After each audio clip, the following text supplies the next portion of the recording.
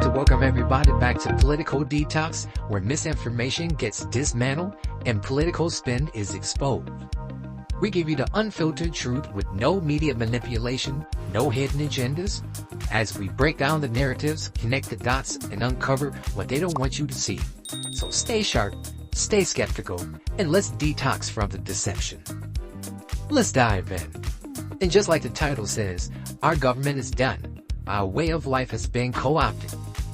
Because for decades, the American people, we've been told that we have the power to vote, the power to shape the system, the power to dictate the future, and you'll see that what we have been handed is an illusion. The real decisions aren't made in the voting booth. They're made by people that parade in front of us like leaders. They are made in back rooms, in corporate board meetings, and in the minds of those who have controlled wealth and influence for generations. It's no longer a government by the people. It's a government preserved by political insiders, kept afloat by selective enforcement of the law, and controlled by narratives that spun to keep the public distracted. And every major issue, I don't care whether or not it's healthcare, economic policies, criminal justice reform, is all dedicated not by need, but by allegiance to power. Let's take a look at some of these power players in the game. You got folks like Al Sharpton, who used to be the firebrand, the voice for civil rights. Now he moves through elite circles, controlling access to influence instead of pushing for real change. And while we're at it, we're going to examine a couple more, so I want y'all to stay with me. In the top of my list, Jasmine Crockett, who speaks loud about justice, but how often do her words actually turn into action? And the same thing with Ocasio-Cortez. He built a name on challenging the establishment, but politics have a way of absorbing even the fiercest voices, turning resistance into routine. Now, the real question ain't about who's talking, is about who's fighting past the headlines, who's making moves beyond the speeches, who's still pushing when the camera stop rolling. With that being said, let's begin with whom I refer to as the manufactured activist. Yep, Al Sharpton. See, Sharpton built his career on racial activism, but time and time again, his actions have been proven wrong, ignored, and outright harmful. Now, if you take the Tawana Brawley case, where he pushed a false narrative that a black teenager had been assaulted by white men, including law enforcement officers. The case was later proven to be fabricated, yet Al Sharpton never fully apologized for the damage he done to those who were proven innocent. My name is Tawana Brawley. All right. I'm not a liar and I'm not crazy. It was 1987. Tawana Brawley was a 15-year-old who claimed she was raped by 6 white men in law enforcement, and Al Sharpton took up her cause. But there was no forensic evidence of any sexual attack, and there was evidence Tawana made up the whole story. The case, labeled a hoax, was dismissed, and Sharpton was forced to pay $65,000 to those he had named. But in all this time, he has never voiced any regret.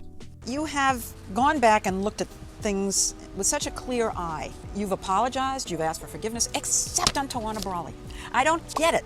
I'll be honest with you. I have thought about that a million times. I just don't believe they treated that case fair. If I knew that I had in any way contributed to falsely accusing someone, I think I would feel an obligation to say I'm sorry. I think you're right. I think the operative word is if you knew that. I don't know that. If they didn't do but it, but suppose they did. Suppose they did. But they didn't. They didn't.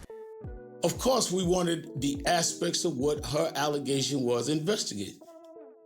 Pagonis was also vindicated in the report. We accounted for virtually every moment of his time over the 4-day period and concluded he had absolutely nothing to do with it. If you concoct a rape, then you undermine the credibility of women who are raped.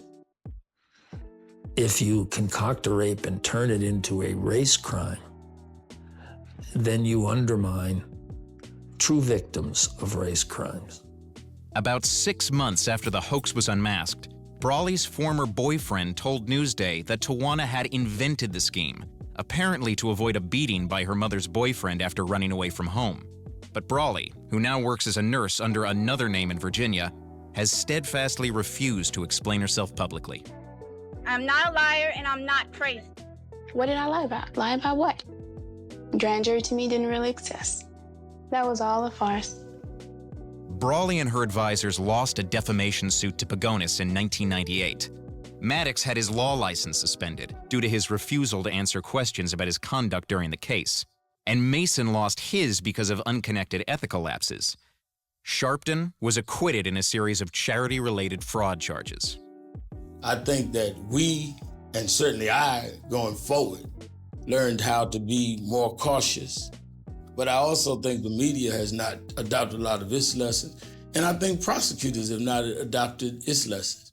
If we had something right or wrong, at least give us credit, at least give me credit for a life that was geared towards social justice. Even if you think I was wrong on some cases, don't act like I wasn't geared towards social justice. I have a radio show, TV show, do lectures. I make a good living. Why am I doing it now? What's my point now?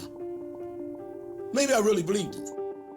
But after 25 years, one fundamental question about the Brawley case still follows him. Did a crime occur, in your view, still? Whatever happened, you're dealing with a minor who was missing 4 days, so it's clear that something wrong happened. He's still saying, I think something happened. Gosh, you're supposed to be a little bit bigger all these years later than being able to say, I think something happened. Welcome to Politics Nation. I'm Al Sharpton. One would think if he sold you such a terrible bill of goods on such a giant story that dominated the news cycles for such a long period of time and proved to be a total hoax, that you might not show up at his next press conference with your camera crew. He has managed to transcend it magically. Then there's the Crown Heights riots, where Al Sharpton, his rhetoric, just inflamed tensions between Black and Jewish communities, leading to violence and death. Instead of de-escalating, he pretty much fueled the fire, making reckless statements that worsened the situation. I'm in New York, and I get a call from Gavin Cato's father. And he said he would love to have me represent them because I had done Bensonhurst, I had done Howard Beach, and other cases.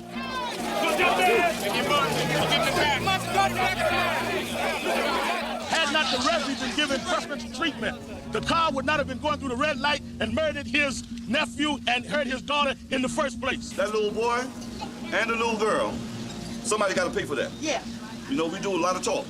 We ain't talking no more. No more. Right? No more. Action. Okay. Despite decades in the public eye, Sharpton has never passed legislation or enacted policies that have measurably improved the country. His influence is built on media manipulation and not results. We are going to organize a patrol to go into Crown Heights or wherever he is and bring him out. Stop equating a car accident with a murder. This guy was stabbed, this guy was hit accidentally. I left, came back the next day, and called for a peaceful march.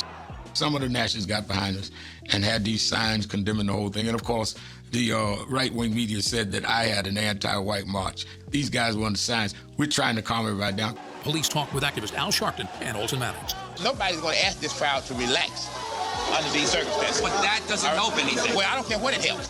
Some of the people in your marches had these anti-Semitic signs, not to say that you endorsed them. Somebody comes at the edge of my march with a sign. Number one, not only do they don't represent us, I'm at the front of I don't even know they're behind me with a sign. Black protesters chanting Heil Hitler stormed the Lubavitcher headquarters. There was some anti-Semitic chants going on. There was some hatred going on. And I think there were those that exploited what happened and came in that may not have even been from Crown Heights.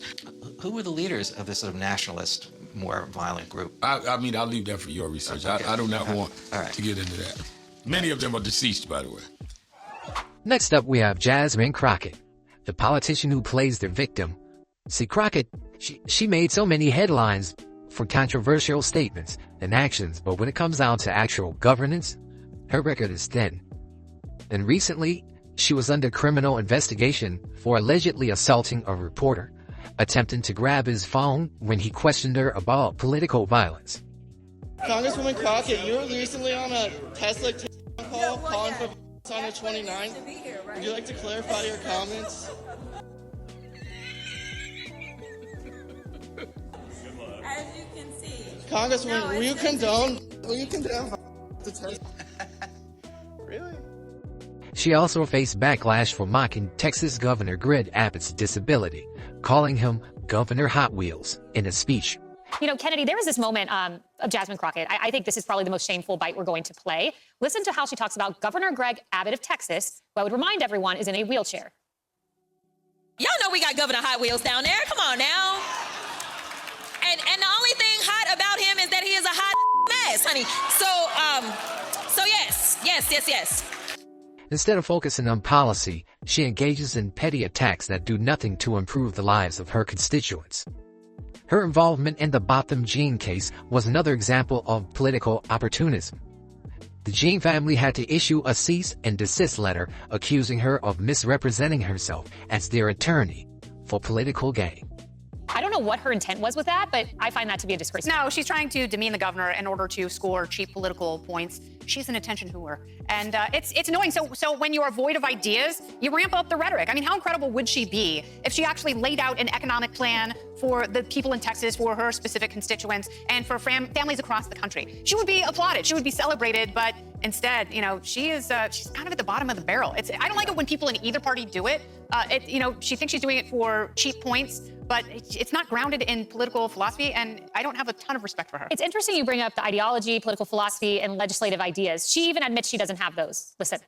Okay, we don't have it, Carly, but I have it in front of me. Yeah. So she says this. She says on a Lone Star Politics interview, I should probably be a better politician and tell you, yes, we've got all this amazing legislation, and I can absolutely imagine Donald Trump signing it into law. Not gonna lie, I think right now it's about preserving our basics and getting back to some norms. She goes on, no ideas, but she wants to preserve. She says right now I could tell you that unfortunately I'm not working towards very much. Yeah, that's the next line that she says. I think we noticed. And I also want to point out that according to the sign behind her, she was at a human rights campaign event, and she's openly making fun of a disabled person. Yeah. So just want to point that one out as well.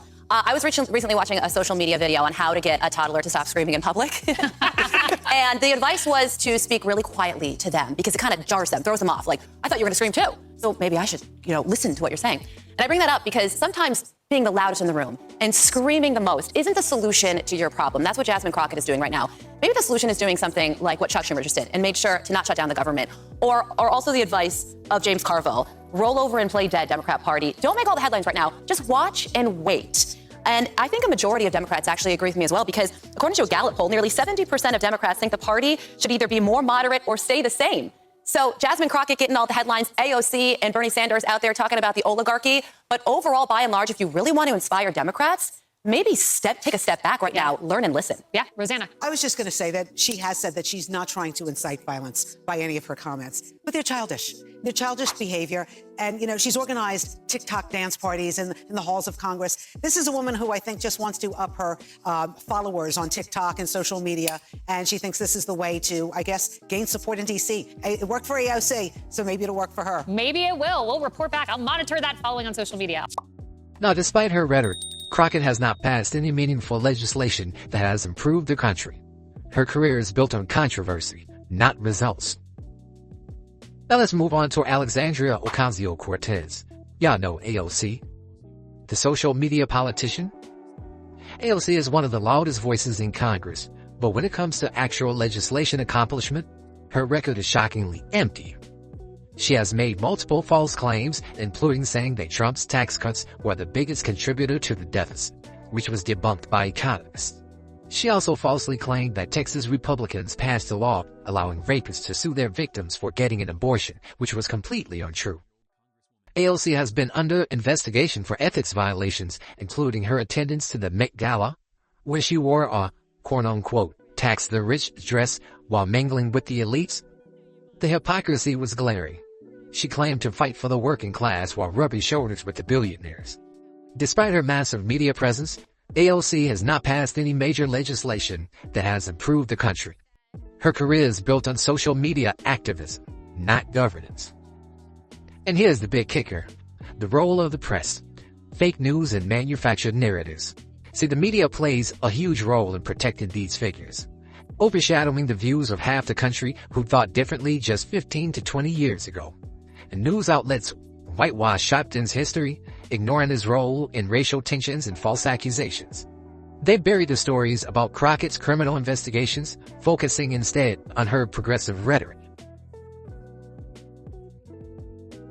They prop up AOC, giving her constant airtime while ignoring her lack of legislative accomplishments. Meanwhile, real concerns, government overreach, economic instability, and the erosion of individual freedom are downplayed or just simply dismissed. The press manufactures consent, ensuring that only one narrative dominates. So let's listen to the mainstream mockingbirds in action.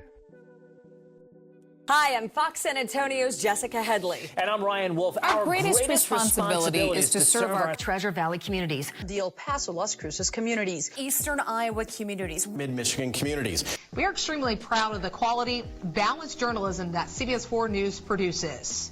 But we are concerned about the troubling trend of irresponsible, one-sided news stories plaguing our country. The sharing of biased and false news has become all too common on social media.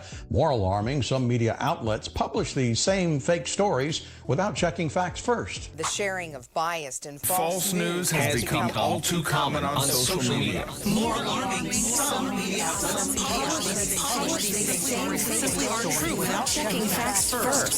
Unfortunately, some members of the media use their platforms to push their own personal bias and agenda to control exactly what people think. And this is extremely dangerous to our democracy. this is extremely dangerous to our democracy.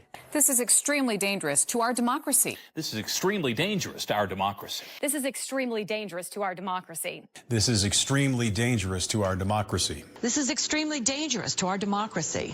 This is extremely dangerous to our democracy. This is extremely dangerous to our democracy. This is extremely dangerous to our democracy. This is extremely dangerous to our democracy. This is extremely dangerous to our democracy.